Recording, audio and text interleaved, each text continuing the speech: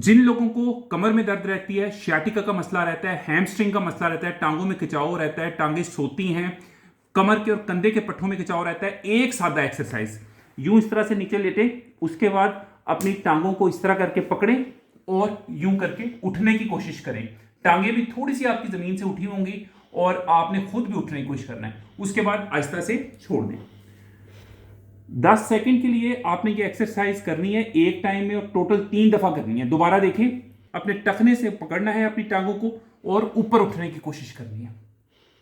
सिर्फ 10 सेकंड के लिए इस पोजीशन में रहना है और फिर छोड़ देना।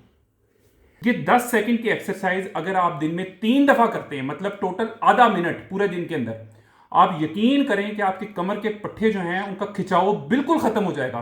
कमर में दर्द बेहतर हो जाएगी, टांगों की दर्द बेहतर हो जाएगी, आपके कमर के और कूल्हे के पट्टे जो हैं वो मजबूत हो जाएंगे, टांगों में ताकत आने लगेगी।